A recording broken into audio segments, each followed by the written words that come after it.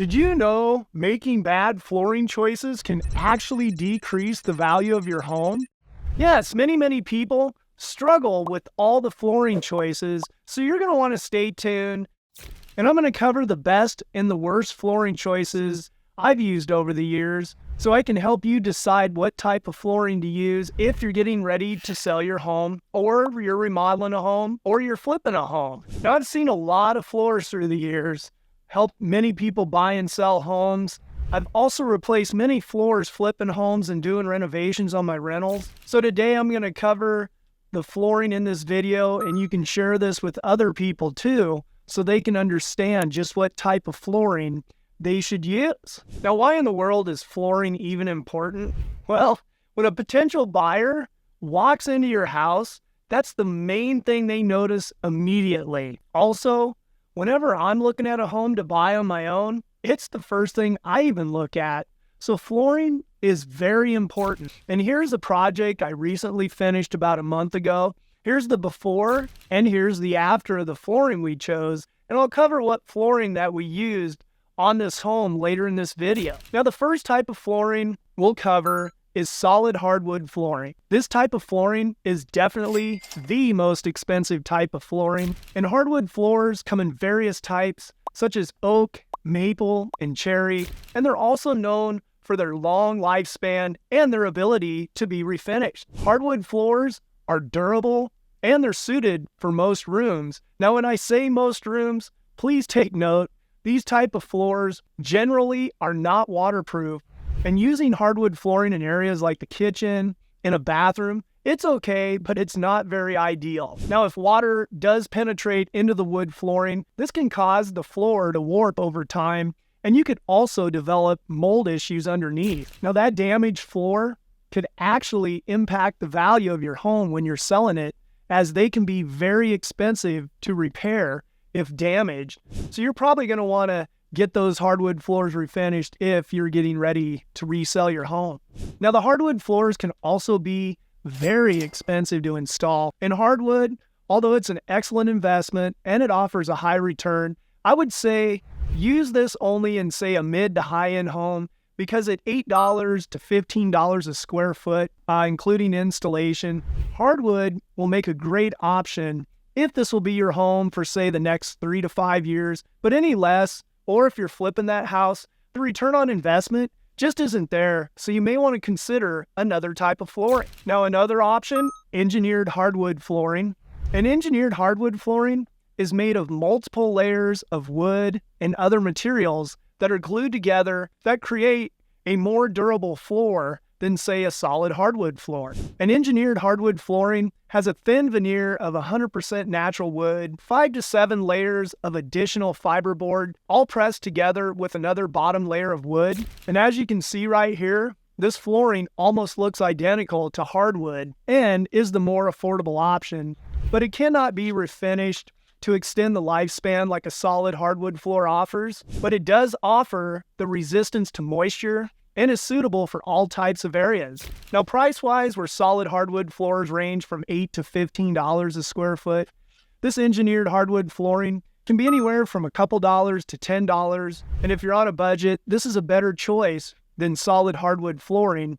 And especially if you're not going to live in your home for a long period of time, or let's say that you are flipping that house. Now, if budgeting is an issue, another option is vinyl flooring. Vinyl flooring is known for its versatility and affordability, and it has come a long ways in recent years. Vinyl flooring is made with synthetic flooring materials such as fiberglass, PVC, and vinyl. And vinyl flooring, if you're going to use this, is better in a kitchen and bathroom and laundry room, as it can handle the moisture better than the original solid hardwood floor. And vinyl flooring is also very low maintenance, and its resistance to staining, and it's very affordable, and it's easier to install. And no matter if you select the vinyl sheet tiles or the planks, you don't need to hire anyone to install the vinyl flooring if you're up for the challenge.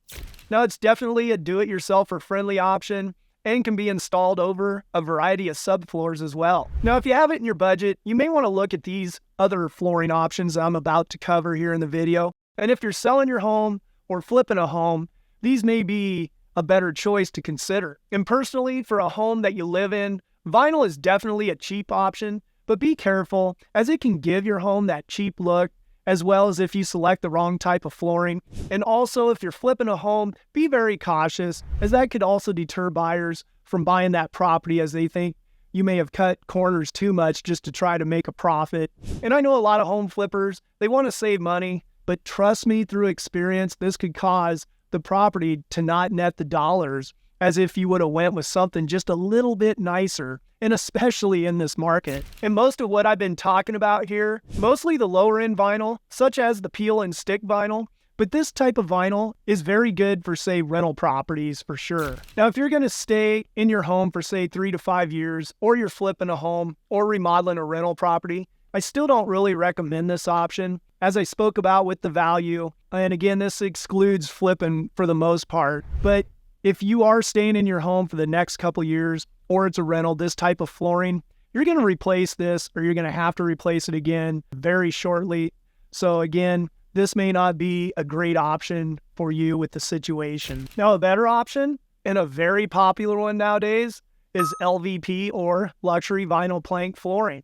Now, what is vinyl plank flooring? Well, vinyl plank flooring is a durable, cost-effective flooring that consists of several layers. You have a padded bottom and a dent-resistant, waterproof layer, and then the layer that replicates hardwood or even tile. Now, luxury vinyl plank flooring is very durable and resilient to scratches and scuffs. And one of the biggest benefits is that it is waterproof. Now, this is the type of flooring that can take a lot of things that are thrown at it as well. Here's the flooring choice that we used at a flip of ours recently that I covered earlier. Now, this type of luxury vinyl plank flooring, I actually think it's more like a pre-engineered vinyl floor, as it has, to me, a little bit of stone in it, and it's really durable and is very difficult to scratch. I even took a key to this and I tried to scratch it and nothing happened. Now, luxury vinyl plank is easy to clean, and they usually have a special protective coat on them. And you can use a vacuum or even a mop to clean this type of flooring. Now, the installation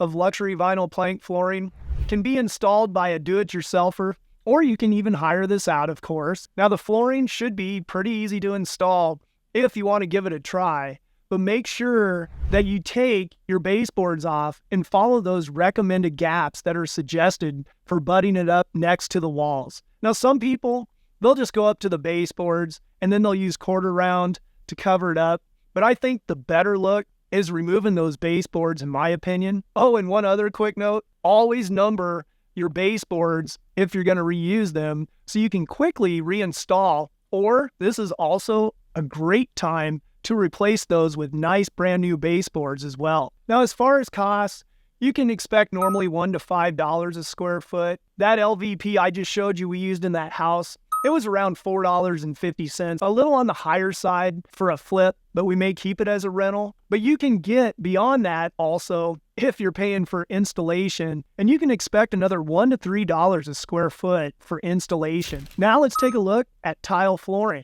Now, what is tile flooring? Tile flooring is frequently made up of stone, ceramic, or porcelain, and there are many types and colors to choose from when selecting to tile a floor in your home. To me, tile floors are best in bathrooms and kitchens, and they can be too much if you use tile all over in every room of the home, but it obviously depends on the area you live in and the homes in your area. Now, tile, it can get real expensive too, especially if you go and buy those little mosaic tile sheets.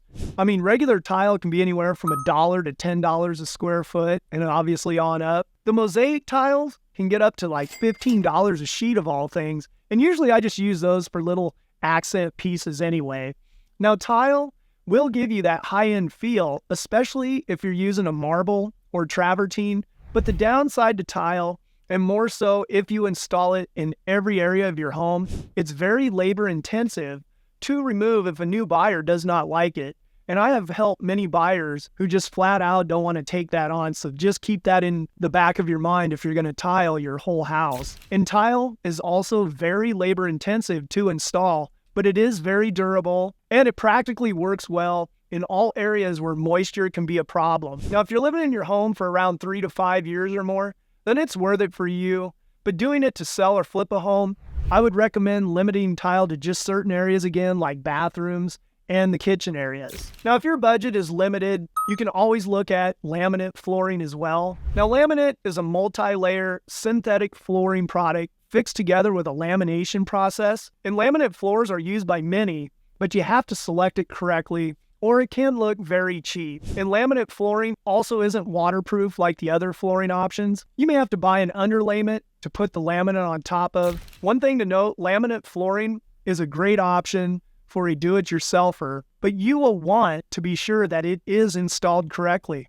Now, the worst thing you want, and I've experienced this many times, so listen up, is where you go into a home and it looks like the flooring was recently installed and you step down and that laminate is just spongy and it moves around and it's all loose and just that look and feel of a cheap flooring job, so be careful. Now, you will see this a lot in basements where the slab is uneven, and sometimes people, they would have been better off with no flooring, as that type of flooring bounces way too much. Now, don't get me wrong, laminate can help with the value of your home and is less expensive than vinyl, but choose the type of flooring and the installation carefully. Now, my recommendation, if you're installing this to sell or flip a home, then laminate is a great option for both. Now, a lot of people will always ask me, isn't carpet a good, inexpensive solution? Yes, carpet can be a great choice for budget-conscious flippers and home sellers. It's a great option for many living spaces, but it's not a good idea for places like kitchens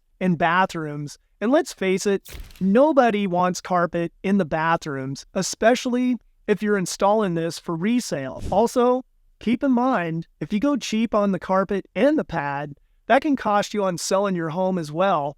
And honestly, if you have it in your budget, I like a mixture of hardwood flooring or vinyl flooring in main areas and carpet those bedrooms, as it just to me gives that home a very good contrast throughout. Now, carpet is about $3 to $11 a square foot and available in many textures and colors. Now, one thing to note, it has a very short lifespan than most other flooring options, and can be a challenge to keep clean as well. And at the end of the day, carpet is a very popular selection for both home sellers and investors, as it can make things look updated at a very much lower cost. I'd recommend a middle-of-the-road pad, as if you go too thin of a pad, it just looks and feels too cheap. And if you go with a big, thick pad, which is nice, it gets very costly. And again, this is only if you're there for a short period of time or you're flipping the house. So what type of flooring is best for you? Obviously, it will depend on your budget and the price point of your home. And I hope through this video I covered the popular options to help you with your decision. And if you have questions or need an experienced realtor in your area, my contact info is listed down below.